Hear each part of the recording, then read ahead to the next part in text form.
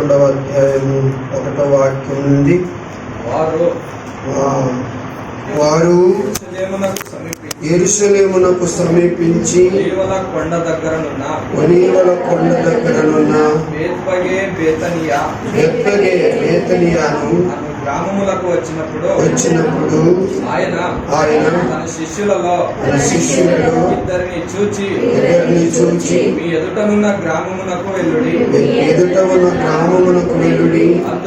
అందులో మీరు ప్రవేశింపగానే కట్టబడి ఉన్న ఒక గాడిద పిల్ల కనబడును.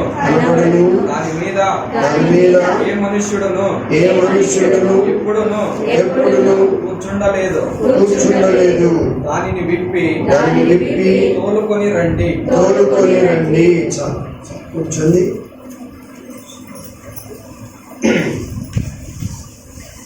హల్లెలూయా. సమస్త మహిమ ఘనత ప్రభావములు మన ఆరాధనకు యోగ్యుడు పూజ్యుడు అయిన యేసయ్యకు కలుగునుగాక. ఆమేన్. ఈరోజు ఒక ప్రత్యేకమైన దినము. మనందరికీ చాలా మందికి తెలుసు, యేసయ్య యెరూషలేమునకు వెళ్ళిన దినం. యేసయ్య యెరూషలేము వెళ్ళలేదా? ఇదే మొదటిసారా? కాదు, ఎన్నో మారులు ఆయన యెరూషలేమునకు వెళ్ళారు. కనుక అనేక పండుగలలో ఆయన అక్కడికి వెళ్తూ ఉన్నాడు. బాలుడుగా ఉన్నప్పుడు కూడా ఆయన అక్కడికి తీసుకుని వెళ్ళారు. కనుక ఆయన ఎన్నోసార్లు వెళ్ళారు. ఎన్నోసార్లు వెళ్ళటము వేరే, ఈసారి వెళ్ళే విధానం వేరే. కనుక యేసుక్రీస్తు ప్రభు ఏది చేసినా తను రాకముందు ప్రవక్తలు తన గురించి ప్రవచించిన ప్రవచనాలను నెరవేర్చడానికి ఆయన అనేక సార్లు అనేక స్థలాలకు వెళ్ళారు. ఆ ప్రవచన ప్రకారము ఆయన నడిచారు, నెరవేర్చారు. ఎందుకనగా అలాగ చేయకపోతే తన గురించి ప్రవచించిన ప్రవచనాలు వ్యర్థమైపోతాయి, అవి తప్పుగా పరిగణించబడతాయి. అలా కాకుండా ఆయన గురించి చెప్పిన ప్రవచనములు నెరవేర్చడానికి ఆయన కొన్నిసార్లు ఇలా చేయవలసి వచ్చింది. కనుక ఇది ప్రవచనాత్మకమైనటువంటి సందర్భం. జకరియా ప్రవక్త 9వ అధ్యాయము 9వ వాక్యంలో ఆయన ప్రవచించాడు. ఆయన రాకముందే, సియోను నివాసులారా బహుగా సంతోషించండి, యెరూషలేము నివాసులారా ఉల్లాసముగా ఉండుడి, నీ రాజు నీతిపరుడును రక్షణ గలవాడును దీనుడునై గాడిద పిల్లను ఎక్కి నీ వద్దకు వచ్చుచున్నాడు అని ముందుగానే ప్రభు రాక ముందుగానే ప్రవక్తలు ఆయన గురించి ప్రవచించారు. కనుక ఈ ప్రవచనము నెరవేర్చడానికి ఆయన యెరూషలేమునకు వెళ్ళాలి. కనుక ఏది ఏమైనా యెరూషలేమునకు ఆయన వెళ్ళేటప్పుడు, ఆయన వచ్చుచున్నప్పుడు కొన్ని అనుభవాలు అక్కడున్న ప్రజలు అనుభవించినట్టు మనం చూస్తాం. అక్కడున్న ప్రజలు అనుభవించినట్లు చూస్తాం. కనుక ఏదైనా మనము వండుకున్నప్పుడు దాన్ని తిని అనుభవిస్తాం. ఏదైనా మనము కొన్నప్పుడు దుస్తులు కానీ, వెండి నగలు కానీ, బంగారు కానీ మనం వేసుకొని అనుభవిస్తాం. కాబట్టి సంతోషిస్తాం, ఉల్లసించుతాం. అని అలాగనే దేవునిని బట్టి కూడా మనం ఏం చేయాలి? సంతోషించాలి. ఆ దేవునితో మనం గడిపే ఆ అనుభవాలు మనకు మేలుకరంగా ఉండాలి. మనము అనుభవించి సంతోషించేటువంటి పరిస్థితులు మనకు వచ్చినా మనము అలా ఆనందించక, సంతోషించక, ఉల్లసించకపోతే దానివల్ల మనకేమైనటువంటి ఉపయోగము ఉండదు. కొంతమంది క్రికెట్ ఆడేటప్పుడు ఒకటి ఏమైనా 6 పోయిందంటే వాళ్ళు వీరలేసి గోల చేస్తారు, 4 పోయిందంటే వాళ్ళు చప్పట్లు కొడతారు. కాబట్టి ఎందుకంటే వారు అనుభవిస్తున్నారు ఆ మ్యాచ్. అలాగనే దేవుని సన్నిధిలో ఉన్నటువంటి మనం కూడా ఏం చేయాలంటే ఎందుకు వచ్చామో కనుక వచ్చినటువంటి సందర్భాన్ని మనం గుర్తెరిగి ఆయనను స్తుతించుట ద్వారా, ప్రార్థించుట ద్వారా, ఆయన వాక్యాన్ని వినుట ద్వారా, ఆయన కొనియాడుట ద్వారా ఆయనలో మనం ఆనందించాలి, ఆయనలో మనము సంతోషించాలి.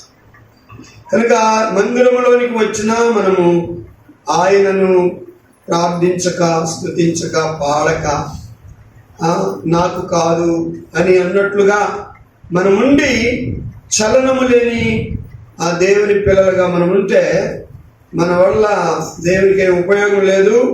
మనం వచ్చింది మేలు కాదు, కీడుకే. ఎందుకనగా ఏ అనుభూతి మనము పొందట్లేదు, ఏ సంతోషాన్ని మనం పొందట్లేదు. కనుక యేసుక్రీస్తు ప్రభు వారు ఈ ప్రవచనాత్మకమైన మరి రాక ఇది యెరూషలేములో. అందుకనే ఆయన ఎలా వస్తారో, వచ్చినప్పుడు వారు ఏం చేయాలో ఆ ప్రవచనంలో మనం ఇప్పుడు విన్నాం. ఏంటంటే అది ఆయన ఎలాగొస్తారు, ఆయన ఎలాంటి వారు, ఆయన వచ్చినప్పుడు ప్రజలు ఏం చేయాలి అన్నది మనము చూస్తాం. చూడండి ఒకసారి. సియోను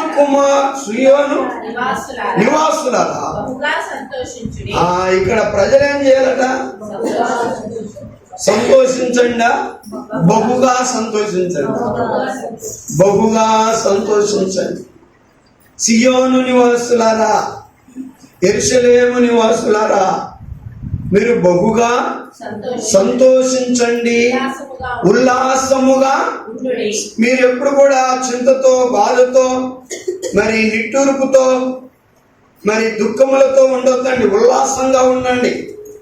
కొంతమందిని అంటుంటారు, ఏంటి ఈరోజు ఇంత సంతోషంగా ఉన్నావు, ఏంటి ఈరోజు ఇంత ఉల్లాసంగా ఉన్నావు అని వారిని మనం అడిగినప్పుడు ఆ ఉల్లాసానికి, ఆ సంతోషానికి కారణం ఏంటో వాళ్ళు చెప్తారు.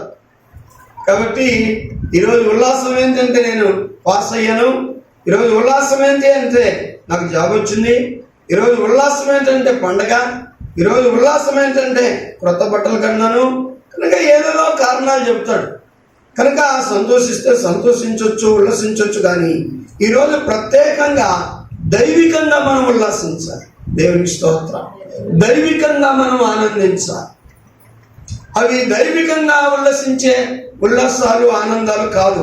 అవి లోకానుసారమైన ఆనందాలు, లోకానుసారమైన ఉల్లాసాలు. కాబట్టి మనకు మనము ఉల్లసించున్నట్లు, మనకు మనము ఆనందించున్నట్లు దేవుని పిల్లరా మనలను మనము మార్చుకోవాలి.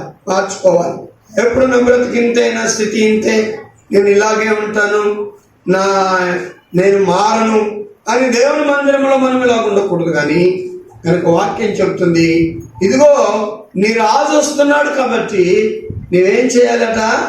ఉల్లాసముగా ఉండు, సంతోషముగా, బహుగా సంతోషించు, బహుగా సంతోషించు, ఉల్లాసముగా ఉండు.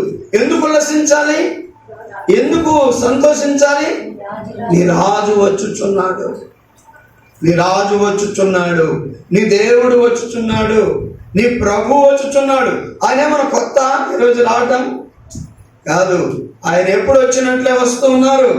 కానీ ఈరోజు ప్రవచనాత్మకమైన ఆ యొక్క ప్రవచన నెరవేర్పు కొరకు దేవుని బిడ్డలారా ఆయన యెరూషలేమునకు మరి వచ్చుచున్నారు. కాబట్టి సియోను పిల్లలందరికీ, యెరూషలేములో ఉన్న ప్రజలందరికీ, దేవుని బిడ్డలందరికీ కూడా ఆయన ఒక హెచ్చరిక ఇస్తున్నాడు, ఒక ప్రకటన చేస్తున్నాడు. సియోను ప్రజలారా బహుగా సంతోషించండి, యెరూషలేము నివాసులారా ఉల్లాసముగా ఉండండి అని. కాబట్టి అలాగా మనము ఉల్లసించాలి, అలా మనం సంతోషించాలి. ఉల్లసించడానికే మనం వచ్చాం, సంతోషించడానికే వచ్చాం. వ్యర్థమైన వాటిలో ఉల్లాసంగా ఉండడం కాదు, వ్యర్థమైన వాటిలో సంతోషంగా ఉండటం వలన మనకే ప్రయోజనం ఉండదు. కొన్నిసార్లు కొన్ని సంతోషాలు పాపమును బట్టి సంతోషించే సంతోషాలు, కొన్ని ఉల్లాసాలు పాపమును బట్టి ఉల్లాసించే ఉల్లాసాలు. కాబట్టి అవి మనకు హాని, కీడు, మనకు నష్టము, కష్టంలోనికి నడిపిస్తాయి. కానీ దైవికమైన ఉల్లాసం, దైవికమైన ఆనందాన్ని మనం అనుభవించినప్పుడు అది మనకి ఎంతో ఆశీర్వాదకరంగా ఉంటుంది అని బిడ్డ. అందుకనే ఉల్లాసంగా ఉండండి. ఎందుకంటే నీ రాజు నీతిపరుడును రక్షణ గలవాడును దీనుడునై ఆ గాడిద పిల్లను ఎక్కి నీ యొద్దకు వచ్చుచున్నాడు. ఇలాగొస్తున్నాడు ఆయన ఇలాగొస్తాడు నీ దగ్గరికి. కనుక ముందుగానే కొన్ని వందల సంవత్సరాల క్రితమే జకర్యా ప్రవక్త ప్రవచించాడు, ఇలాగొస్తాడు. కనుక ఆ రోజున మీరేం చేయాలి? సంతోషించాలి, బహుగా సంతోషించాలి, ఉల్లాసంగా ఉండండి. ఉల్లాసంగా ఉండాలి. మన పిల్లలను మనము సంతోషించున్నట్లు చేయాలి, మనము సంతోషపడాలి, మన కుటుంబం అంతా కూడా సంతోషించాలి దేవునిలో. ఎందుకంటే ఆయన యెరూషలేమునకు వస్తున్నాడు. ఆయన ప్రవక్తల ప్రవచనాలను నెరవేర్చడానికి వస్తూ ఉన్నాడు. కాబట్టి అలాగున కొన్ని సందర్భాలను బట్టి మనం దేవునిలో ఆనందంగా సంతోషంగా ఉండాలి. కాబట్టి చూద్దాం, ఈ మళ్ళా మార్కు సువార్తకు రండి. మార్కు సువార్తను మనం చదివినటువంటి భాగంలో కొన్ని అనుభవాలను మనము నేర్చుకుందాం ఈ దినం. కనుక 2వ వాక్యమును మనం చదువుదాం. మీ ఎదుట ఉన్న గ్రామమునకు వెళ్ళుడి, అందులో మీరు ప్రవేశింపగానే కట్టబడి ఉన్న ఒక గాడిద పిల్ల మీకు కనబడును. దాని మీద ఏ మనుషుడును ఎప్పుడును కూర్చుండి ఉండలేదు. దానిని విప్పి తోలుకొని రండి. ఇక్కడ మనము ఒక గాడిదను చూస్తాం. కనుక గాడిదలకు దేవుడు యేసయ్య మరి ఇలా చెయ్యండి అని చెప్తూ ఉన్నాడు. ఏంటి? మీ ఎదుట ఉన్న ఒక గ్రామంలోనికి వెళ్ళండి, అక్కడ కట్టబడి ఉన్న ఒక గాడిద మీకు కనబడుతుంది, దానిని విప్పి నా దగ్గరకు తీసుకురండి. కనుక చాలాసార్లు మనము ఆలోచిస్తే, ఆత్మీయంగా మనం దీన్ని ఆలోచన చేస్తే, ఆ స్వేచ్ఛ లేక కట్టబడి బంధించబడి, కనుక తన మనస్సుకు తన హృదయానికి తన ఆశ ఇష్టమైనట్లు తిరగడానికి వీలేని బంధకములో ఉన్నట్లు ఈ గాడిదను మనము చూస్తున్నాం. తనకు స్వేచ్ఛ లేదు, తన బంధించబడ్డ, తన మనస్సుకు తన ఇష్టానికి తగినట్లు తిరగలేకపోతున్నా. కనుక బంధకాలలో ఉన్నటువంటి గాడిద, బంధించబడినటువంటి గాడిద. ఆత్మీయంగా పోల్చుకుంటే ఆ స్థితి మనదే, నాదే, మనదే అని మనం ఆలోచన చేయాలి. కాబట్టి దేవుని బిడ్డలారా, బంధకములలో ఉన్నటువంటి మనలను దేవుడు విడిపించాడు. బంధకములలో ఉన్న మనలను దేవుడు విడిపించాడు. ఈ గాడిద యొక్క స్థానములో మనం కూడా ఒకప్పుడు ఉన్నాం. ఈ గాడిదను ఎలాగైతే బంధించి ఉంచారో మనం కూడా అనేకమైన వాటికి బందీలుగా ఉన్నాం, కట్టబడి మనము ఉన్నాం దేవుని బిడ్డ. కనుక ఈ రోజున మనకు ఫ్రీడమ్ దొరికింది, కృప వలన, దేవుని కృప వలన విడుదల దొరికింది, స్వేచ్ఛ దొరికింది, ఆనందము, ఆశీర్వాదం దొరికింది. అది ఎలాగంటే దేవుని యొక్క మహాకృప వలనే. కనుక ఆ రోజున యేసుక్రీస్తు ప్రభు వారు బంధించబడినటువంటి ఆ గాడులను విడిపించి నా దగ్గరికి తీసుకునేది. విడిపించాలన్న ఉద్దేశం ఎవరిదంటే యేసయ్యదే. ఎవరు విడిపించాలనేది కాదు. కనుక ఆయన దాసులు, ఆయన సేవకులు, ఆయన ఆజ్ఞ మేరకు, ఆయన యొక్క మాట మేరకు దాన్ని విడిపించారు. కాబట్టి ఏది ఏమైనా అది ఆయన కృపను బట్టి, ఆయన దయను బట్టి దానికి విడుదల దొరికింది దేవుని బిడ్డ. ఈరోజు మనం కూడా బంధించబడిన బంధకములలో నుండి విడిపించగలిగిన శక్తిగలైన దేవుణ్ణి మనం ఆరాధిస్తున్నామని మనం గుర్తించాలి. లూకాసు వార్తలో 13వ అధ్యాయంలో 16వ వాక్యం చదువుదాం. ఇదిగో 18 ఏండ్ల నుండి సాతాను బంధించిన అబ్రహాము కుమార్తె అయిన ఈమెను విశ్రాంతి దినమందు ఈ కట్ల నుండి విడిపింపదగదా అని చెప్తున్నాడు. ఏ కట్లు అంటే ఇవి? ఏ కట్లు? సాతాను కట్లు, సాతాను బంధకములు, సాతాను బంధకములు, సాతాను కట్లు. ఈ రోజున మన జీవితాలలో కూడా సాతాను పరిపాలన ఉందా? సాతాను పరిపాలన ఉందా? ఈ రోజున ప్రభు సెలవిస్తున్నాడు, నీవు ఏ కట్లలో ఉన్నావు, ఏ బంధకములలో ఉన్నావు, ఏ బానిసత్వంలో ఉన్నావు, విడుదల లేక బయటికి రాలేక ఇబ్బంది పడుతూ ఉన్నావని దేవుడు నిన్ను నన్ను వ్యక్తిగతంగా అడుగుతున్నాడు.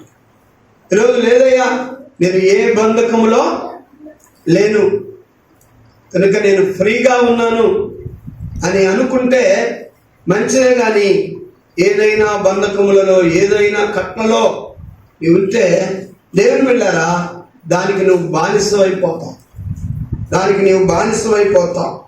కనుక యోహాను సువార్తలో 8వ అధ్యాయంలో యూదులు ప్రభుతో మాట్లాడుతూ, ఇదిగో నీవు మమ్మలను స్వతంత్రులుగా చేసేదనని ఎలా చెబుతున్నావు? 8వ అధ్యాయము 34వ వాక్యంలో 31 నుండి చదవండి. కాబట్టి యేసు నమ్మిన యూదులతో, మీరు నా వాక్యమందు నిలిచిన వారైతే నిజముగా నాకు శిష్యులయ్యుండి సత్యమును గ్రహించెదరు. అప్పుడు సత్యము మిమ్మల్ని స్వతంత్రులుగా చేయునని చెప్పగా వారు మేము అబ్రహాము సంతానము, మేము అబ్రహాము సంతానము, మేము ఎన్నడూ ఎవనికి దాసులమై ఉండలేదే, మేము ఎన్నడూ ఎవనికి దాసులమై ఉండలేదే, మీరు స్వతంత్రులుగా చేయబడుదురని, మీరు స్వతంత్రులుగా చేయబడుదురని చెప్పుచున్నావని ఆయనతో అనిరి. ఏలా చెప్పుచున్నావని ఆయనతో అనిరి. ఎవరితో అంటున్నారు? యేసయ్యతో. ఎవరు అంటున్నారు? కొంతమంది ఇశ్రాయేలీయులు, యూదులు ఆయనతో అంటున్నాడు. ఎందుకు? మీరు ఏ విషయంలో మమ్మును స్వతంత్రులుగా చేయబడుదురు అని అంటున్నారు. స్వతంత్రులుగా చేయబడుదురు అని అంటున్నారు. మనకు 1947లో స్వాతంత్రం వచ్చింది. అంతకుముందు మనము బ్రిటిష్ వారి పరిపాలన క్రింద ఉన్నాం. వారు చెప్పినట్లు వారి రూల్స్ రెగ్యులేషన్స్కు మనము ఆ లోబడి నడుచుకుంటూ ఉన్నాం. కనుక మనకు స్వేచ్ఛ లేదు, మనకు ఫ్రీడమ్ లేదు. మనము వారి బంధకములలో ఉన్నాం.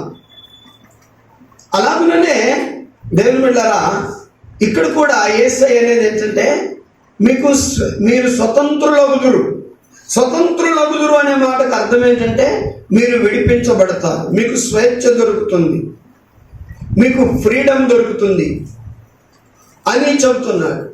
కనుక వాళ్ళు అంటున్నారు, మేము ఎప్పుడూ స్వతంత్రులమే, మేము ఎవరికి ఎప్పుడు దాసులమై ఉండలేదు, ఏది కూడా మా మీద పెత్తనం చేయడానికి మేము అనుమతించలేదు, ఎప్పుడు కూడా మేము స్వతంత్రులమే. కాబట్టి ఎవరు మమ్మల్ని లోపరుచుకుంటున్నారు? ఇప్పుడు ఆల్రెడీ వారు రోమియుల పరిపాలన కింద ఉన్నారు.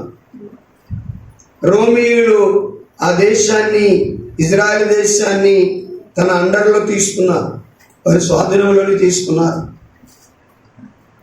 అలాగనే కాకుండా రోమిల పాలన క్రింద ఉండడమే కాకుండా మరలా ఏమంటున్నారు? మేము స్వతంత్రులం అంటున్నారు. ఇంకొక దానికి వారు బానిసలయ్యారు, పాపమునకు వారు బానిసలయ్యారు. పాపము ఆధారం చేసుకొని సాతానుడు మనల్ని లోబరుచుకుంటాడు.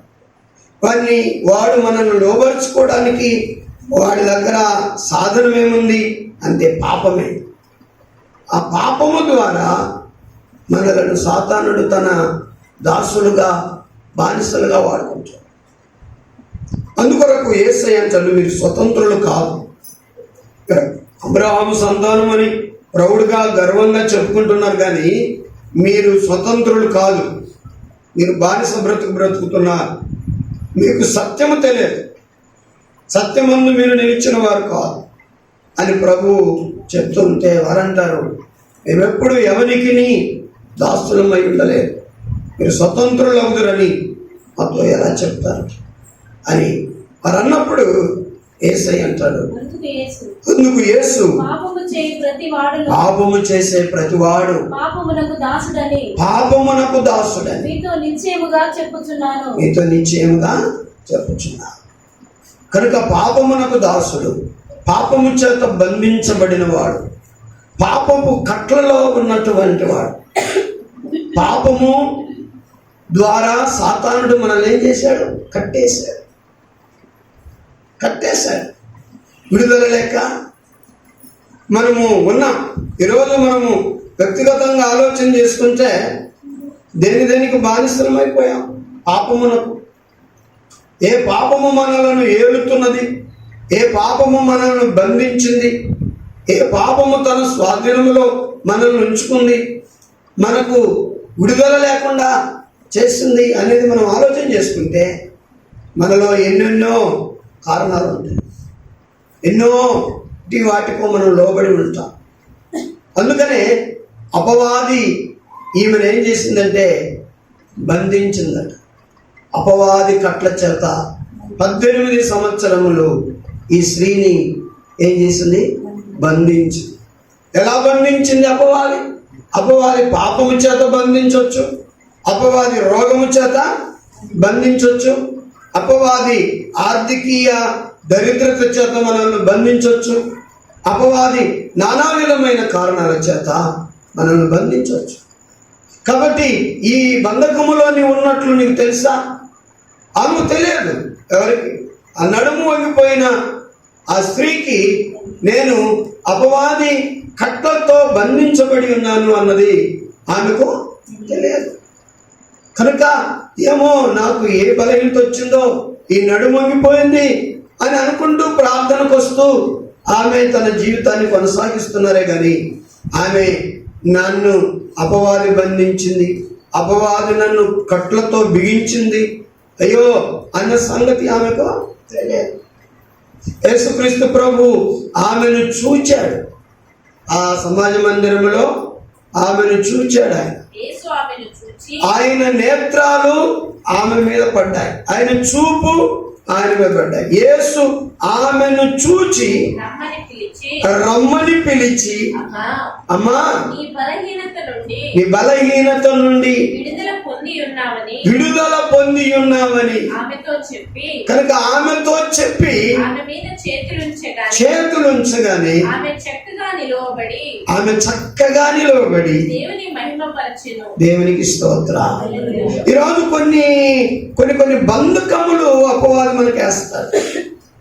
కొన్నిసార్లు కొంతమంది నోళ్లను కూడా బంధిస్తారు.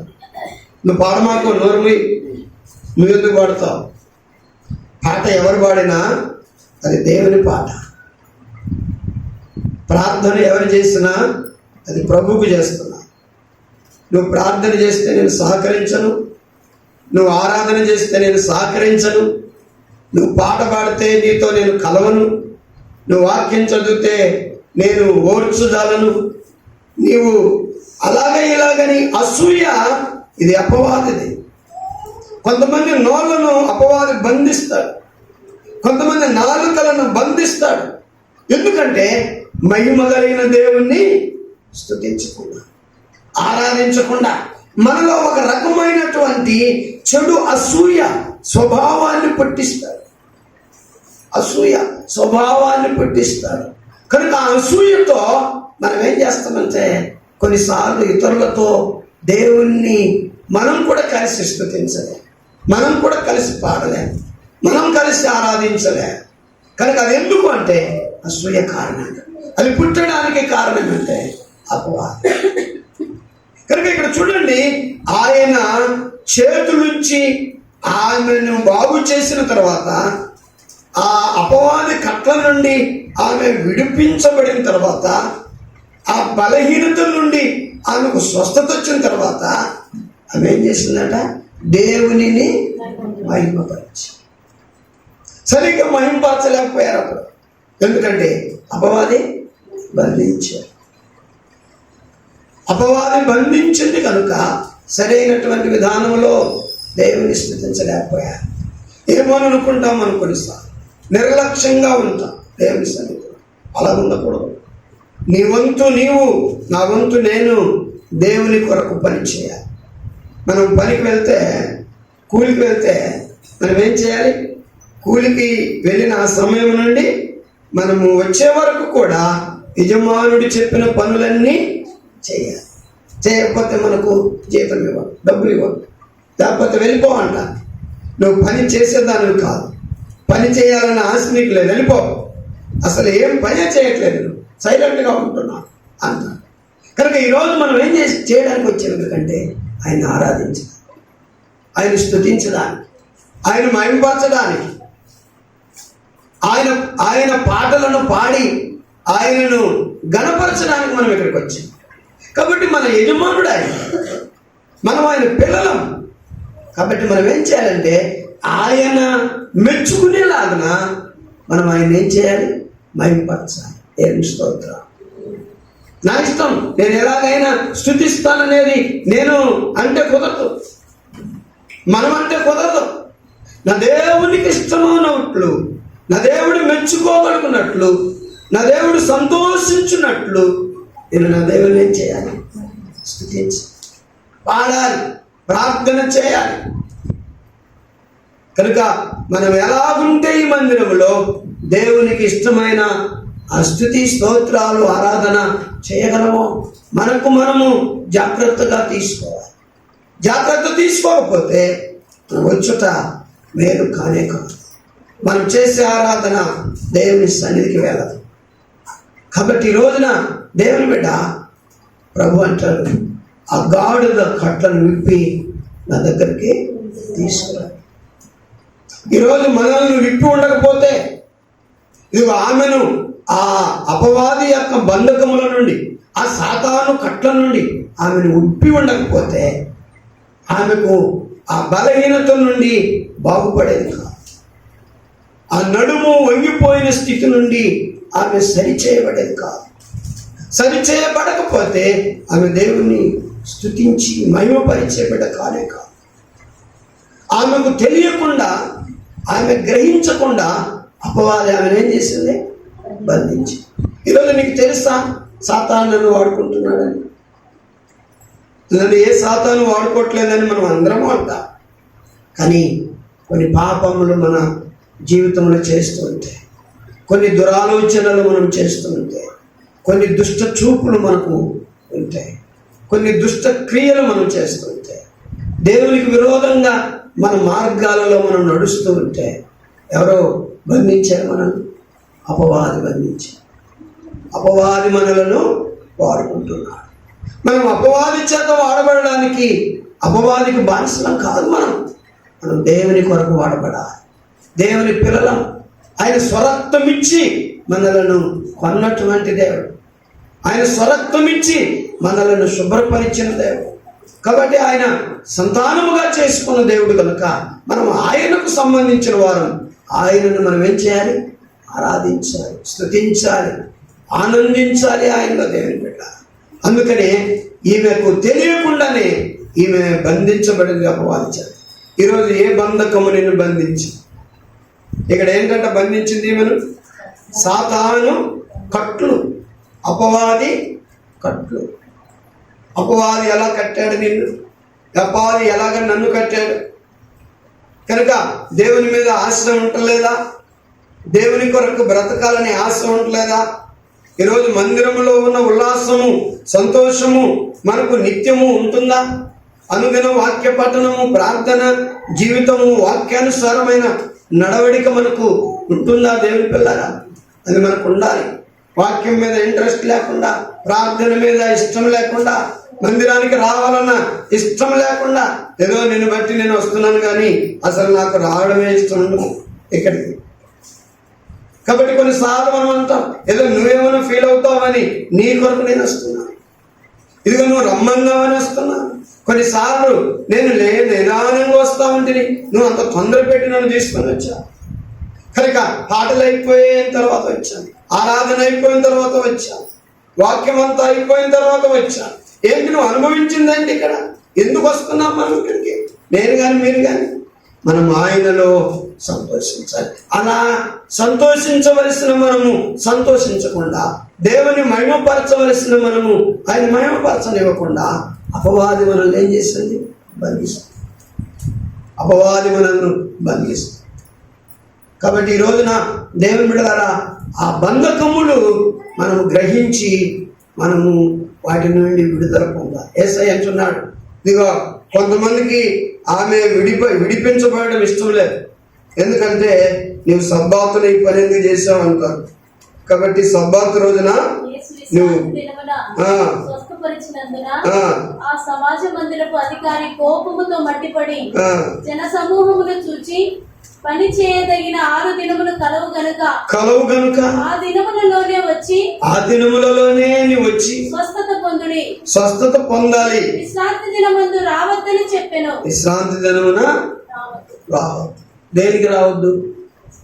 విశ్రాంతి దినమున స్వస్థత ప్రార్థన లేవు. విశ్రాంతి దినమున ఎవరు విడుదల పొందకూడదు. ఎవరికి ఏ కట్ల నుండి విడిపించడానికి వీల్లేదు. ఏమండి, వాళ్ళు ధర్మశాస్త్రానుసారంగా చెప్తున్నారు. ధర్మశాస్త్రం ఇచ్చిన వాడు, భూమి ఆకాశములకు సృష్టికర్త అయిన వాడే చేసినప్పుడు వాళ్ళెవరు చెప్పడానికి? మేము ఒక పెద్ద నీతిమంతులము, ఈయనకు తెలియదు, ఈయన ఎప్పుడో చేయవలసిన పనిని శాంతి దినమున చేశాడు, ఈరోజు వాక్యం చెప్పాలి, పాటలు పాడాలి, ఆరాధన చేయాలి, అంతేగాని ఎవరి మీద చేతి నుంచి ప్రార్థన చేసి వాటిని స్వస్థపరచకూడదు. వాళ్ళు ఎలాగా ఏ బంధకాల్లో ఉన్నారో, ఏ రోగాల్లో ఉన్నారో అలాగే ఉండాలి వాళ్ళు అని వాళ్ళు అంటున్నారు. కానీ మన ప్రభు మన ఆరాధన యోగ్యుడు అంటున్నాడు. ఇదిగో కాబట్టి విశ్రాంతి దినమున ఈ సాతాను కట్ల చేత బంధించబడిన ఈమెను విడిపింపదగదా అంటారు. కనుక మీ ఎద్దు కానీ, మీ గాడిద కానీ, మీ పశువులు ఏవైనా మరి విశ్రాంతి దినము కదా అని ఈరోజు నీళ్లు పెట్టకుండా ఉంటారా? విశ్రాంతి దినము కదా ఈరోజు అని మేత వేయకుండా ఉంటారా? మరి వాటికి వేస్తారే. నువ్వు విశ్రాంతి దినం కదా ఈరోజు అని తినకుండా ఉంటావా? తింటావే. మరి విశ్రాంతి దినమున ఈ అబ్రహాము కుమార్తె, ఎవరిమే? అబ్రహాము కుమార్తె ఈ అపవాది బంధకముల నుండి విడిపింపదు కదా. విడిపించడం మంచిదే కదా. ఆమెకు తెలియకుండా అపవాది బంధించింది. ఆమె దేవుని మహిమపరచకుండా అపవాది బంధించింది. మందిరానికి వస్తున్నారే కానీ సరిగ్గా ఆమె మహిమపరిచి గణపరచడానికి ఆమె శరీరం సహకరించట్లేదు, వంగిపోయింది. కానీ ఈరోజు ఎప్పుడైతే ఆమె మీద ఆయన చెయ్యి పెట్టి ఆమెను స్వస్థపరిచాడు, అప్పుడు ఆమె ఏం చేసిందట? ఆయనను మహిమపరిచి. ఈరోజు కంప్లీట్గా దేవుడికి ఇష్టమైనట్లుగా, దేవుడు సంతోషించినట్లుగా మనం ఆయన్ని మహిమపరచాలన్నదే దేవునికి కావాలి. ఈరోజు ఏదో కొద్దిగా అక్కడక్కడ ఒక పాట పాడి ఒక పాట పాడక, కొద్దిగా ప్రార్థనలు ఏకీభవించి కొంత సమయం ఏకీభవించక, కొద్దిగా వాక్యం విని కొద్దిగా వెనక, కొంత ముందుగా వచ్చి మరి కొంతమంది వెనకొచ్చి అలాగే కొద్దిగా చేసుకోవటం ఆయనకు ఇష్టం లేదు. సంపూర్ణంగా పరిపూర్ణంగా మీరు నన్ను ఏం చేయాలి? మహిమపరచాలి. పరిపూర్ణంగా సంతోషంగా మీరు నాలో ఏం చేయాలి? ఆనందించాలి. ఈరోజు నన్ను మహిమపరచకుండా, ఈరోజు నన్ను ఆరాధించకుండా, నా యందు సంతోషించి ఉల్లసించకుండా మిమ్మల్ని బంధించింది ఎవరంటే అపవాది. అపవాది కట్ల చేత మీరేం చేయబడ్డారు?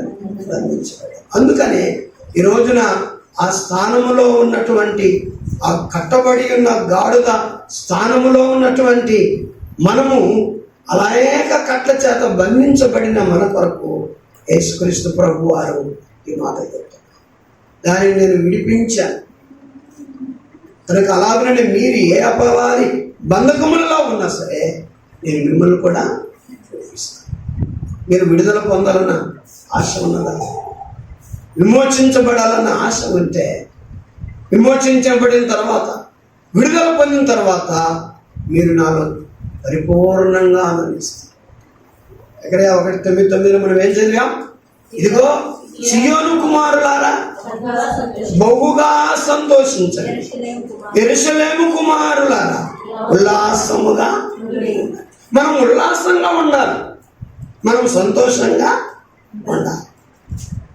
ఈ అబ్రహాము కుమార్తె ఆయన విడుదలనిచ్చిన తర్వాత ఆయనను మహిమపరిచారు. కనుక మనము బహుగా సంతోషించాలి, ఉల్లాసముగా ఉండాలి. మనం ఆయన ఏం చేయాలి? మహిమపరచాలి. కనుక ఉల్లాసముగా ఉండకుండా, బహుగా సంతోషించకుండా, మనము దేవుని మహిమపరచకుండా అపవాది మనల్ని బంధిస్తాం. అపవాది మనల్ని బంధిస్తున్నాడు. కనుక అపవాది దేవుని మహిమ కొరకు మనల్ని వాడుకోకుండా, దేవుని సంతోషంలో మనల్ని వాడుకోకుండా, ఆయన యందు ఉల్లాసంగా ఉండకుండా ఏం చేస్తున్నాడు? మనల్ని బంధించాడు. కాబట్టి ఈ బంధకాలన్నీ తెగిపోవాలని మనం కోరుకోవాలి. ఈ అడ్డులు, ఆటంకాలన్నీ తెగిపోవాలి. దేవాన్ని స్వేచ్ఛగా నేను నిన్ను ఆరాధించాను, ఇష్టపూర్వకంగా, హృదయపూర్వకంగా, మనస్ఫూర్తిగా నిన్ను నేను సేవించాను. అదే నాకు కావాలి. అందుకే నేను వచ్చాను. నాయన ఈరోజు ఎన్నో పనులు ఉన్నాయి, ఎన్నో ప్రాముఖ్యమైన స్థలాలకు నేను వెళ్ళాలి. నాయన నీకంటే గొప్పదేముంది అని నేను నీ పాదాల దగ్గరికి వచ్చాను ప్రభు. నిన్ను ఆరాధించే భాగ్యం నాకు, నిన్ను స్తుతించే భాగ్యము నాకు అని దేవుని బిడ్డలారా మనము మన బంధకములన్నిటిని కూడా తెంచుకోవాలి. ఫ్రీగా ప్రభువును స్తుతించాలి, ఫ్రీగా ప్రభువును మనం ఆరాధించాలి. ఏ బిడియము మనలో ఉండకూడదు. అయ్యో నేను ప్రభువుని ఈ రీతిగా ఆరాధిస్తే ఎవరన్నా ఏమన్నా అంటారన్న బిడియం ఉండకూడదు. ఇలాగ ఆరాధిస్తే నా గౌరవానికి ఏమన్నా లోటు వస్తుందని నువ్వు బిడియపడకూడదు. ఇలాగ నేను ఆరాధిస్తే నన్ను ఎవరన్నా ఏమన్నా అనుకుంటారని అనుకోకూడదు. నీవు ఎవరిని పట్టించుకోకుండా హృదయపూర్వకంగా దేవుని చేయాలి, ఆరాధించాలి. మనము మత్తయి సువార్త 2:10 మనము వాక్యాన్ని చదువుతాం.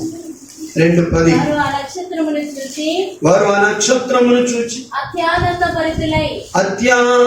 భరితులై ఇంటిలోనికి వచ్చి తల్లి అయిన మరియను ఆ శిశువును చూచి సాగిలపడి ఆయనను పూజించి పెట్టెలు విప్పి బంగారమును సామ్రాణిని బోలమును కానుకలుగా ఆయనకు సమర్పించి ఆయన ఆరాధించారు. ఎవరు ఆరాధించిన వారు? ఎవరు? బహుమానాలు ఇచ్చిన వాళ్ళు ఎవరు? ఎవరండి? చెప్పరు, మాట్లాడరా? ఎవరు? జ్ఞానులు, రాజులు, జ్ఞానులైన రాజులు. మనకు ఈ ఏరియాలో మందిరం ఉంటే ఆ ఏరియా నుండి ఏరియాకి రావడమే పెద్ద కష్టమైపోతుంది కొన్నిసార్లు కదా. దూరం అయిపోయింది, చర్చి దూరం అయిపోయింది అనుకుంటున్నాను. వీళ్ళు ఎన్ని వందల కిలోమీటర్ల నుండి వచ్చారు ఈ రాజును దర్శించడానికి, ఈ రాజును పూజించడానికి, ఈ రాజును చూడడానికి, ఈ రాజును ఘనపరచడానికి. ఎన్ని వందల వేల కిలోమీటర్ల నుండి వారు ఎన్ని నెలలు ప్రయాణం చేసి, ఎంత కాలము వారు ప్రయాణం చేసి ఈయనను కలుసుకోవడానికి ఎన్ని అడ్డులు, ఆటంకాలు వచ్చినా వెనుదిరగకుండా ఆయనను చూసే వరకు, ఆయనకు అర్పణలు ఇచ్చే వరకు, ఆయనను ఆరాధించే వరకు వెనుక తిరిగిన వారు. కానీ ఆరాధించాలన్న వాంఛ, పూజించాలన్న వాంఛ, ఇవ్వాలన్న వాంఛ, ఆయన ముందు సాగిలపడాలన్న ఆ వాంఛ వారి హృదయములో బలంగా ఉంది కనుకనే వారు దేవుని ఆత్మ వారిని ఆయన దగ్గరికి నడిపించి, ఆ నక్షత్రము ఆయన ఉన్న చోటికి వారిని ఈరోజు ఆ వాంఛ మనకు ఉండాలి. ఆ వాంఛ ఉండాలి. ఏదో అలా కనబడి వచ్చేద్దాం, ఏదో 2 పాటలు కుండి వచ్చేద్దాం, 4 మాటలు విని వచ్చేద్దాం, అలాగా మనం అనుకుంటే దేవుడిని మనం ఎందుకు సంతోషించాలి. కాబట్టి ఆ రీతిగా నువ్వు అనుకుంటే, నేను అనుకుంటే మనం ఏదో కట్ల చేత అపవాది బంధిస్తున్నాం. మనం సంపూర్ణంగా ఆయనలో బహుగా సంతోషించలేకపోతున్నాం. ఆయనను బట్టి ఉల్లాసంగా మనం ఉండలేకపోతున్నాం. ఉల్లాసంగా ఉండలేకపోతున్నాం. కొన్నిసార్లు మన పిల్లలు మనలో, మన ఇంట్లో ఉన్న సంతోషాన్ని కాకుండా వేరే పిల్లల బర్త్డేకు, వేరే పిల్లల ఆనందంలో మన పిల్లలు కూడా ఎగురుతూ ఉంటారు. వాళ్ళ బర్త్డేకు, వాళ్ళ ఆనందాల కొరకు ఎగురుతూ ఉంటే మనం అంట వెంటనే ఊళ్ళో పెళ్ళి కుక్కలాడవడి అన్నట్లుగా ఎవరిదో ఇదైతే నువ్వెందుకు ఎగురుతున్నావు అని అంటాం మనం. వాళ్ళు నిస్వార్థంగా ఎగురుతున్నారు, సంతోషంతో ఆనందంతో గంతులు వేస్తున్నారు. నిస్వార్థంగా ఎవరిదైతే వారు సంతోషంలో మేము కూడా సంతోషిస్తాం, ఎవరిదైతే వారి ఆనందంలో మేము కూడా ఆనందిస్తాం అన్నటువంటి దృక్పథంతో వారు సంతోషిస్తే మనకు నచ్చట్లేదు. మన ఇంట్లో అయితే సంతోషించాలి, కానీ వాళ్ళ సంతోషంలో నువ్వెందుకు సంతోషిస్తావు, గర్వేసి ఇంట్లో కూర్చో ఎల్మాకు అని అంటాం. కానీ అలా కాదు దేవుని బిడ్డ. మనం హృదయపూర్వకంగా దేవుళ్ళు సంతోషించాలి, ఇష్టపూర్వకంగా సంతోషించాలి. ఆ సంతోషం దేవుళ్ళో మనకు ఉండకుండా ఆ సంతోషాన్ని దొంగలించుతున్న దొంగ ఒకడు ఉన్నాడు. ఆయన దగ్గర మనము ఆ ఓపెన్ హార్ట్తో, అంటే తెరవబడిన హృదయముతో మనం ఉండకుండా మనల్ని ఏదో సంశయముతో అపవాది చేస్తున్నాడు. అలా వద్ద మనం, ఆయన మన దేవుడు, మన రాజు, మన కొరకు దిగి వచ్చినవాడు, తన ప్రాణమును అర్పించినవాడు, నలగొట్టబడ్డవాడు కనుక ఆయనను తప్ప మనం ఎవరిని ఆరాధిస్తాం? ఆయనను బట్టి కాక మనం ఎవరి యందు బహుగా సంతోషిస్తాం. ఆయన యందు కాక మనం ఎవరిలో ఉల్లాసంగా ఉండాలి. మనం ఈరోజు ఈ స్థితికి కారకుడు ఆయనే కదా. అందును బట్టే సియోను జనులారా బహుగా సంతోషించు, యెరూషలేము నివాసులారా ఉల్లాసముగా ఉండండి. నీ రాజు వస్తున్నాడు, నీ దేవుడు వస్తున్నాడు, ఇలాగా వస్తున్నాడు కనుక మీరు ఆర్భాటము చేయండి, గంతులు వేయండి, కొనియాడండి అని చెప్పి వాక్యం. ఈ రోజున ప్రభువా, నేను ఈ రీతిగా బహుగా సంతోషించకుండా నీ సన్నిధిలో నేను ఉల్లాసముగా ఉండకుండా, నేను నిన్ను మహిమపరచకుండా ఏ కట్ల చేత నేను బంధించబడ్డా, ఏ బాధ చేత నేను, ఏ సాతాను అపవాది బంధకముల చేత నేను బంధించబడ్డానో ఆ రోజు గాడిదను తన కట్ల నుండి నువ్వు విడిపించిన దేవా, ఈరోజు నన్ను కూడా నా బంధకముల నుండి విడిపించు. నేను స్వేచ్ఛగా నిన్ను మహిమపరచు, నేను స్వేచ్ఛగా నీ యందు బహుగా సంతోషించాలి, నేను ఉల్లాసంగా ఉండాలి ప్రభువా. అది ఎంత ఆస్వాదం తెలుసు దేవుని బిడ్డ, అది ఎంత దేవునిలో ఆయనను సంతోషపెడుతుందో తెలుసు. చెప్పశక్యము కాని మహానందాన్ని దేవునికి ఇస్తుంది. నీకు నువ్వు, నాకు నువ్వు ఆశీర్వదిస్తావు. అందుకని ఈ రోజున దేవా, నిన్ను నేను మహిమపరచడానికి, నీ యందు బహుగా సంతోషించడానికి, నీ యందు ఉల్లాసంగా ఉండడానికి నాకు ఉన్న బంధకములన్నీ తీసివేసి స్వేచ్ఛగా నిన్ను నేను ఆరాధించడానికి అపవాది బంధిస్తాడు.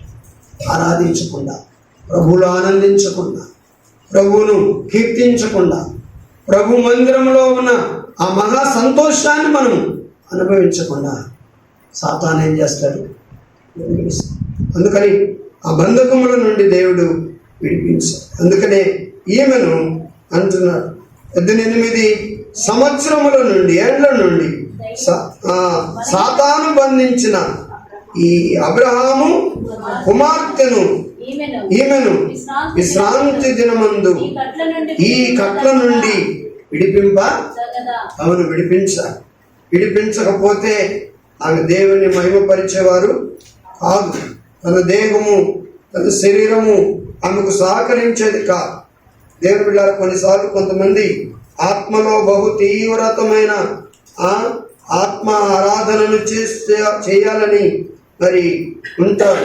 కానీ ఆ శరీరం సహకరించనందువలన వారు దేవుని స్తుతించలేకపోతారు.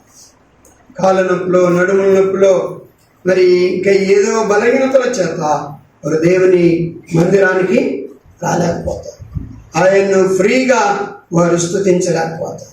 ఈమె కూడా నడుము వంగిపోయిన సమాజ మందిరంలో ప్రభు మాటలు వినడానికి వస్తున్నారే కానీ ఆమె సరిగా కూర్చోలేకపోతున్నారు, నించోలేకపోతున్నారు, ఆరాధించలేకపోతున్నారు.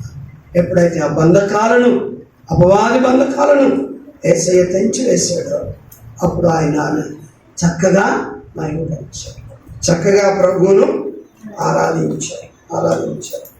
కాబట్టి మరొక బంధకమును మనం చూద్దాం దేవుని బిడ్డలారా. అది అపవాది బంధకములు వలన మనం స్తుతించలేకపోయాం, గణపరచలేకపోయాం దేవుని. కనుక ఆ బంధకములు పోయినందున దేవుని బాగా మహిమపరచడానికి అనుకూలత పోయింది. కనుక యోహాను సువార్త 11:43 చదువుదాం. 11వ అధ్యాయం 43వ. ఆయన అలాగూ చెప్పి లాజరు బయటికి రమ్మని బిగ్గరగా చెప్పగా చనిపోయిన వాడు కాళ్ళు చేతులు ప్రేత వస్త్రములతో కట్టబడిన వాడై వెలుపలికి వచ్చెను. అతని ముఖమునకు రుమాలు కట్టి ఉండెను. అంతటా యేసు మీరు అతని కట్లు విప్పి పోనీయుడని వారితో చెప్పి, ఆ గాడిద గురించి చెప్పింది ఏంటంటే దాన్ని విప్పి నా దగ్గరికి తీసుకొని రండి. ఇక్కడ ఆ అపవాది చేత కట్టబడిన కట్లు కొన్ని ఉన్నాయి. మందిరానికి వచ్చినా సరిగ్గా మయంపరచలేని, మందిరానికి వచ్చినా సరిగ్గా సంతోషించలేని, మందిరానికి వచ్చినా ఉల్లాసంగా ఉండలేని కట్ల చేత బంధించి, ఆ కట్లు ఎప్పుడైతే తెగిపోయాయో అప్పుడు ఆమె చక్కగా దేవుని మహిమపరిచారు. కనుక ఇక్కడ మరణ బంధకాలు ఉన్నాయి. ఏ బంధకము? మరణ బంధకం. మరణపు కట్లు లాజరుకు పడినట్లు మనం చూస్తాం. ఈ మరణ బంధకాలు ఇక వాళ్ళు అనుకున్నారు ఎప్పుడో పునరుత్థానంలో ఈ కట్లు తెగిపోతాయి, కానీ ఇప్పుడే పోయిన వాళ్ళు తిరిగి వచ్చినట్లు నైనా మేము చూడలేదు. ఇదిగో పునరుత్థానమందు అయ్యా అంత్య దినమున నా తమ్ముడు లేస్తాడు అని వారు అన్నారు. యేసయ్య అన్నాడు, పునరుత్థానము జీవము నేనే అని అన్నాడు. నా యందు ఎవడైతే విశ్వాసం ఉంచుతాడో వాడు చనిపోయినను మరలా బ్రతుకుతాడు. బ్రతికి నా యందు విశ్వాసం ఉంచిన వాడు ఎన్నింటికి చనిపోడని మీతో అంటున్నాడు. కాబట్టి నేనే జీవమును పునరుత్థానమునై ఉన్నాను. కాబట్టి మరణము నన్ను బంధించలేదు, ఏ రోగము నన్ను బంధించలేదు, ఏ సమాధి నన్ను బంధించలేదు. నేనే జీవమును పునరుత్థానమును అంటాడు యేసయ్య అని చెప్పి వాళ్ళు అనుకున్నారు. ఇక వద్దు, సమాధి మీద ఉన్న రాయిని తీసివేయవద్దు, ఎందుకంటే దుర్వాసన కొడుతూ ఉంటాడు. అసహ్యం వేస్తుంది అందరికీ, వచ్చిన వాళ్ళందరికీ కూడా. అక్కడ పెద్ద సమాజమే కూడింది. ఆ సమాధి దగ్గరికి ఊర్లే తరలి వచ్చాయి. ప్రజలు గుమిగూడిపోయారు. లెక్కించలేని పెద్ద జనసమూహము అక్కడికి యేసయ్య దగ్గరికి వచ్చింది. అప్పుడు యేసయ్య వాళ్ళందరూ అదే అనుకున్నారు, ఏంటి చనిపోయిన వాళ్ళు వేస్తాడా? 4 దినముల క్రితం చనిపోయిన వాళ్ళు వేస్తాడా? ఇప్పుడు చచ్చిన స్థితి ఎలా ఉంటుందంటే స్తుతించలేని స్థితి, గణపరచలేని స్థితి, దేవునితో ఉండలేని స్థితి, దేవుని మాటలు వినలేని స్థితి, దేవునిలో ఆనందించలేని స్థితి, చచ్చిన స్థితి అది. కనుక బ్రతుకుంటే ప్రభు వాక్యం చెబుతుంది, సజీవులే కదా నిన్ను స్తుతిస్తారు. మృతులు ఎలాగ స్తుతిస్తారు? సజ్జనులు ఎలా స్తుతిస్తారు? కొంతమంది యేసయ్య అంటాడు, ప్రకటన గ్రంథం 3వ అధ్యాయం మొదటి 2 వాక్యాలు మనం చూసినప్పుడు అంటాడు, ప్రకటన గ్రంథం 3 మొదటి 2 వాక్యాలు సార్దీసులో ఉన్న సంఘపు దూతకు ఇలాగు వ్రాయుము. 7 నక్షత్రములను దేవుని 7 ఆత్మలను గలవాడు చెప్పు సంగతులేమనగా, నీ క్రియలను నేను ఎరుగుదును. ఏమనగా, జీవించుచున్నావన్న పేరు మాత్రం ఉన్నది గాని నీవు మృతుడవే. ఏమంటాడు? నువ్వు సచ్చిన వాడివే, నువ్వు సచ్చిన స్థితిలో ఉన్నట్లే నా దృష్టిలో ఉంటాడు. నువ్వు బ్రతికి ఉన్నావన్న పేరున్నది కానీ నువ్వు మృతుడవే అంటే నువ్వు సచ్చిన స్థితిలో ఉన్నట్టుగా ఉండి నన్ను ఎలా ఆరాధించాలో, నన్ను ఎలా స్తుతించాలో, నన్ను ఎలా మహిమపరచాలో ఆ చచ్చిన స్థితిలో నీకు తెలియట్లేదు, నీ చేత కావట్లేదు. అందుకని ఏం చేశాడంటే లాజరును తన మాటతో పిలిచి బయటికి రప్పించాడు. 4 దినముల క్రితము చనిపోయినటువంటి వ్యక్తిని బయటికి రప్పించి అతన్ని కట్లు విప్పి అతన్ని పోనీయుడి అంటాడు. అతని కట్లు విప్పి అతనిని పోనీయుడి. ఎక్కడికి పోనీయాలి? అతని కట్లు ఇప్పుడు సమాధిలో ఉండకూడదు, ఊళ్ళోకి రావాలి. అతడు దేవుని మహిమార్థమై బ్రతకాలి. చచ్చిన స్థితిలో ఉన్న మనం అందరం కూడా ఈ రోజున క్రీస్తు ప్రభు వలన మన బంధకములను తెంచుకొని ఆయన కృప వలన మనం ప్రభువుకు సాక్ష్యంగా ప్రతి స్థలంలో ఉండాలి.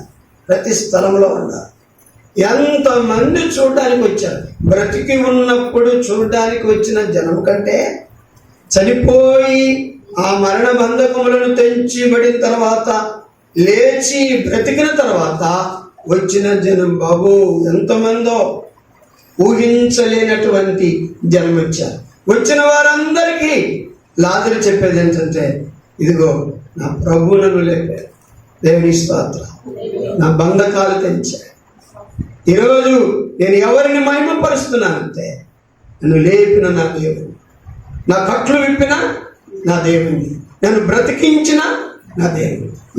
లోకమంతా నేను లెగనని చెప్పింది, కానీ నా దేవునికి అసాధ్యమైనది ఏది కూడా లేదు. నేను స్తుతించలేని, మహిమపరచలేని, ఆరాధించలేని మరణ బంధకములో సమాధిలోనే ఉండగా దేవుడు సజీవునిగా నన్ను లేవనెత్తి నా కట్లను తెంచి ఈరోజు మీ అందరికీ కూడా ఈ సజీవునిగా ఉండడానికి కారణం ఏంటి అంటే నేను ప్రభువుని గురించి చెప్పడానికి ఒక సాక్షిగా నన్ను నిలబెట్టాను. ఎంత గొప్ప భాగ్యం! దేవునికి స్తోత్రం. ఎంతమందికి చెప్తున్నాడు, అంత మాత్రమే కాక ఎందుకు దేవుడు అతన్ని లేపాడు అంటే, దేవుని బిడ్డలారా 12వ అధ్యాయంలో మనము చూస్తాం. కాబట్టి యేసు మృతులలో నుండి లేపిన లాజరు ఉన్న బేతనియకు పస్కా పండుగకు 6 దినములు ముందుగా వచ్చెను. అక్కడ వారు ఆయనకు విందు చేసిరి. మార్త ఉపచారము చేసెను. లాజరు ఆయనతో కూడా భోజనమునకు కూర్చున్న వారిలో ఒకడు. అప్పుడు మరియ మిక్కిలి విలువగల జటామాంసి అత్తరు 1 సేరున్నర ఎత్తు తీసుకుని యేసు పాదములకు పూసి తన తల వెంట్రుకలతో ఆయన పాదములను తుడిచెను.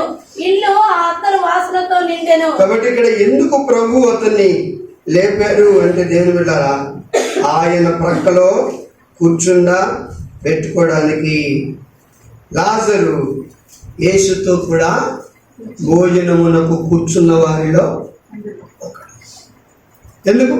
ఆయన ప్రక్కన కూర్చోబెట్టుకోవడానికి. ఆయన ప్రక్కన కూర్చోడానికి మనకు యోగ్యత ఉందా, అర్హత ఉందా? లేదు. తన కృపను బట్టి ఏ మరణము మనల్ని బంధించిందో, ఏ పాపము మనల్ని బంధించిందో ఆ కట్లను విప్పి దేవుని బిడ్డలారా మనల్ని ఏం చేశాడు? ఆయన తన యందు ఉల్లసించేవారుగా, తన యందు బొగుగా ఆనందించేవారుగా, తనను మహిమపరిచేవారుగా చేశాడు. ఇక్కడ లాజరుని ఎందుకు కట్లు విప్పాడంటే, ఇదిగో తన ప్రక్కన కూర్చోబెట్టుకొని భోజనం చేయగా. ఎంత గొప్ప భాగ్యం! ఇప్పుడు లాజరుకి ఏం దొరికిందంటే, యేసు ప్రక్కలో కూర్చునే గొప్ప భాగ్యము దొరికింది. యేసుతో కూడా సహవాసము చేసే భాగ్యం దొరికింది. యేసుతో కూడా భోజనం చేసే భాగ్యము దొరికింది. నిద్రించింటే, చనిపోయింటే ఇది దొరికేది కానే కాదు. ఈరోజు నిన్ను నన్ను కూడా కొన్నిసార్లు మనం బ్రతికుండు కూడా మరణపు కట్ల చేత బంధించబడుతున్నాం. యేసు సహవాసానికి రాము, యేసుతో కూడా కూర్చోం. ఈరోజు మనం ఎవరితో కూర్చున్నాం? యేసయ్యతో కూర్చున్నాం. మందిరంలో కూర్చుంటే యేసు ప్రభుతో మనము కూర్చున్నట్లే. కనుక యేసయ్యతో కూర్చున్నాం. యేసయ్యతో ఈ యొక్క ఆత్మీయ విందును మనం ఆరగిస్తున్నాం. మనం తినే విందు, మనం వినే విందు ఏంటిది? వాక్యం, జీవాహారం. జీవాహారం. ఈ వాక్య విందులో యేసుతో కూడా మనం పాల్పంపులు పొందుతున్నాం. ఆయనతో స్నేహం చేస్తాం. ఒకవేళ మనం చర్చిల స్థితిలో ఉంటే చర్చికి రాలే, ప్రభుతో కూర్చోలే, ప్రభు యొక్క ఆత్మీయ విందును మనము ఆరగించలేం. దానికి అన్నిటికీ దూరం అవుతుంది. ఈరోజున ప్రభు మరణ బంధకములను మన నుండి తెంచివేస్తాడు. ఏ సహవాసానికి నేను ఆ మరణ బంధకం దూరం చేసిందో, ఏ యొక్క ఆత్మీయ విందుకు ఆ మరణ బంధకం దూరం చేసిందో, ఏ యొక్క నా ప్రక్కలో కూర్చునే అర్హతను ఆ మరణ బంధకం దూరం చేసిందో, ఆ మూడింటిని కూడా తిరిగి తీసుకొని రావాలంటే ఆ మరణ బంధకముల నుంచి నేను విడిపిస్తాను. అవును ప్రభువా, నన్ను ఆ మరణ బంధకముల నుండి విడిపించు, ఆ అపవాది బంధకముల నుండి విడిపించు.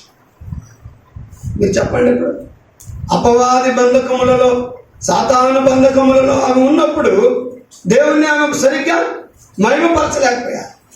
దేవుని సన్నిధిలో సరిగ్గా ఆమె కూర్చోలేకపోయారు. ఎప్పుడైతే ఆ అపవాది బంధకాలు తెగిపోయాయో, విడిపించబడ్డాయో, ఆమె ప్రభువును మహిమపరచి దేవుని సన్నిధిలో సరిగా ఉండగలుగుతున్నారు. చాలా మంది కాళ్ళు నొప్పులు ఉంటాయి, మోకాలు నొప్పులు ఉంటాయి. సరిగ్గా కూర్చుంటారు వాళ్ళు దేవుని మందిరంలో, కూర్చోలేరు పాపం. కాళ్ళు చాపుకొని కూర్చోవాలి, లేకపోతే ఇలా వంగన్న కూర్చోవాలి, అలా వంగన్న కూర్చోవాలి. అలా కూర్చోడానికి ఏంటి? నేను సరిగ్గా కూర్చోడానికి రాదని మనం అనలేము. ఎందుకంటే వారి శరీరంలో ఉన్న బలహీనత, వారి శరీరంలో ఉన్న ఇబ్బందులు, వారు అలాగా కూర్చుంటారు. మీరు కాలు చౌకొని కూర్చుంటారంటే దేవుని మందిరంలో అని మనం ఎలాగనే వస్తుంది. లేదయ్యా, నా కాలు సహకరించట్లేదు, చాలా నొప్పి, చాలా బాధ, నా మనసులో నెమ్మది లేదు, నా మనసు అంతా ఎక్కడో. ఈ రోజున అపవాది చేస్తున్నారు. ప్రభువా, ఆ నడుమొంగిపోయిన స్త్రీ, ఆ అపవాది బంధకంలో ఉన్న స్త్రీ, నువ్వు కట్లు తెంచవే. ఈరోజు నా రోగపు కట్లు, అపవాది ఏమేమైతే వేసిందో అవన్నీ తెంచివేయనైనా, అవన్నిటి నుండి నన్ను విడిపించు ప్రభువా.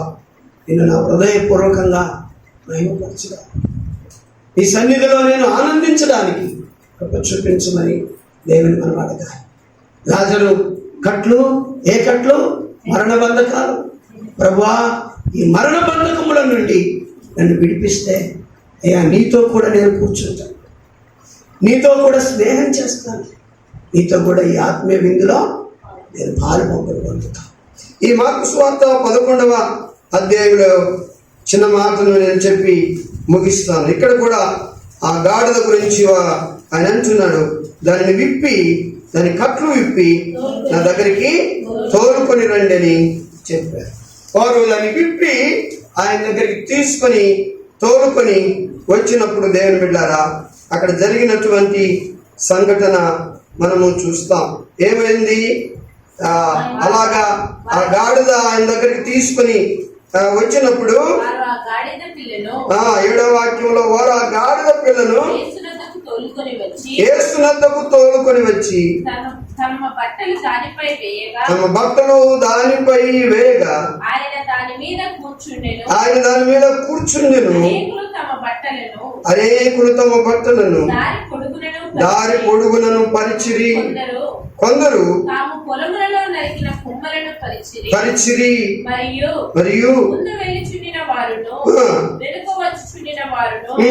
జయము ప్రభువు పేరిట వచ్చువాడు స్తుతింపబడును గాక, వచ్చుచున్న మన తండ్రి అయిన దావీదు రాజ్యము స్తుతింపబడును గాక, సర్వోన్నతమైన స్థలములలో జయము కేకలు వేయుచుండిరి. దేవునికి స్తోత్రం. ఇక్కడ ఒక ఆత్మీయ సత్యాన్ని మనము జ్ఞాపకం ధ్యానం చేయాలి దేవుడా. కనుక వారు ఆ గాడిదను యేసునద్దకు తీసుకొని వచ్చారు. ఏ గాడిది? కట్లతో కట్టబడి విడిపించబడిన గాడిదను యేసు దగ్గరికి తీసుకుని రాగా వారు దానిని ఆయన దగ్గర తీసుకుని రాగా వారు తమ బట్టలు యేసు మీద వేసారా, దాని మీద వేసారా? యేసు మీద కాదు, గాడిద మీద వేయగా యేసు దాని మీద కూర్చున్నాడు. నేను బిడ్డ కట్లు విప్పబడిన తర్వాత గాడిద యేసును మోయడానికి గొప్ప కృపనిచ్చాడు దేవుడు. దేవుని స్తోత్రం. యేసును ఇదివరకు మురికి బట్టలు మోసేది, బరువులు మోసేది, మనుషులను ఎవరినెవరినో ఎటువంటి పాపలను మోసేది, దొంగలను మోసేది, ఎవడెక్కితే వాడిని మోసేది. కానీ ఎప్పుడైతే ఆ బంధకముల నుండి యేసయ్యని చెప్పాడో, ఓ సర్వోన్నతుడు, సర్వశక్తిమంతుడు, లోకరక్షకుడు, భూమి ఆకాశములకు సృష్టికర్త, దానికి కూడా సృష్టికర్త అయిన ఓ పరిశుద్ధుడైన దేవుణ్ణి మోయడానికి కృప దొరికింది. చప్పట్లు కూడా దేవుని మాయపరచు. హల్లెలూయా, హల్లెలూయా. కట్టలో ఉన్నప్పుడు ఆయన మోయడానికి వీలేకపోయింది. ఆ బంధకములో ఉండి ఆయన మోయలేకపోయింది. ఒక స్థలంలో నుండి మరొక స్థలానికి, ఒక వీధిలో నుండి మరొక వీధిలోనికి యేసును అందరికి చూపిస్తూ యేసు ఆయనను స్తుతిస్తూ ఉంటే అందరూ ఆ స్తుతుల మధ్య అదిగో ఆ వేయబడిన బట్టల మీద యేసుక్రీస్తు ప్రభువును మోస్తూ ఉంటే ఎంత ఆనందం అంతా. నీ జీవితంలో యేసయ్యను మోసుకొని వెళ్ళావా నువ్వు? చాలా మంది దైవజనులు సువార్తను మోసుకొని వెళ్తారు ఒక స్థలంలో నుండి మరొక స్థలానికి. మనం కూడా మన జీవితాల్లో యేసు ప్రభువును మన హృదయంలో ఉంచుకొని, లేకపోతే మన మీద ఎక్కించుకొని ఆయనను ఒక స్థలంలో నుండి మరొక స్థలంలోనికి మనము మోసే దేవుని పిల్లలుగా ఉండాలి, తీసుకొని వెళ్ళే దేవుని పిల్లలుగా ఉండాలి. ఇదిగో నా మీద ఉన్నవాడు లేక నాలో ఉన్నవాడు ఎవడో తెలుసా? సర్వోన్నతుడైన దేవుడు, సర్వ సృష్టికి ఆది సంభూతుడైన దేవుడు, ఈయన లోకరక్షకుడు అని చాటేటువంటి, మోసేటువంటి బిడ్డలుగా ఈ రోజున దేవుని పిల్లలారా మనం ఉండాలి. మనం ఎంతో మందిని మోసి ఉంటాం, ఎన్నో పాపాలను మోసి ఉంటాం, ఎన్నో హీనమైన మరి చెప్పుకోవడానికి సిగ్గు కలిగినటువంటి వాటిని మనం మోసి ఉంటాం. కానీ ఈ రోజున నువ్వు దేన్ని మోస్తున్నావు? యేసును మోస్తావా? యేసును మోస్తావా? యేసును మోసుకొని పోవటం, యేసును తీసుకుని వెళ్ళటం, యేసు వార్తను మోసుకొని పోవటం ఎంత భాగ్యం అనుకో. సువార్తను ప్రకటించు వారి పాదాలు ఎత్తైన పర్వతముల మీద ఎంతో సుందరములై ఉన్నవి. యేసుక్రీస్తు ప్రభు సువార్తను ప్రకటించే వారి పాదాలు ఎత్తైన పర్వతముల మీద ఎంతో అందంగా ఉన్నాయి, ఎంతో సుందరంగా ఉన్నాయి. ఈరోజు యేసును మోసే దేవుని పిల్లలుగా ఉండాలి మన జీవితంలో. యేసును ఒక స్థలంలో నుండి మరొక స్థలంలోనికి తీసుకుని వెళ్ళే బిడ్డలుగా ఉండాలి. యేసును మన జీవితంలో అనేక స్థలాలకు తీసుకుని వెళ్ళి ఆయనకు సాక్షిగా మనం ఉండాలి. ఆ కట్లు ఇప్పిన తర్వాత యేసును మోయడానికి ఒక కృప దొరికింది. అన్నమాట ఈరోజు మనకు దేవుడిచ్చాడు. యేసును మోస్తావా? యేసును తీసుకుని వెళ్తావా? యేసు వార్తను తీసుకుని వెళ్తావా? అయినా అలాంటి భాగ్యము, యేసు కొరకు వాడబడే భాగ్యము, యేసును మోసే భాగ్యము, యేసు వార్తను తీసుకుని వెళ్ళే భాగ్యం, యేసును మన హృదయంలో కలిగి ఉండే భాగ్యము కలిగి ఉండటం ఎంత గొప్ప భాగ్యం. అవును ప్రభువా, నా కట్లను కూడా విప్పు, నా కట్లను కూడా విప్పు. ఆ విప్పితే నిన్ను నేను మోస్తాను, నిన్ను నేను వీధుల గుండా బజార్లలో ప్రతి సందులో నిన్ను నేను మోసుకొని వెళ్తాను. మోసుకొని వెళ్తే ఏమంటున్నారు ప్రజలందరూ? హోసన్నా జయం, హోసన్నా జయం, దావీదు కుమారునికి జయం, స్తోత్రాలు చేస్తున్నారు.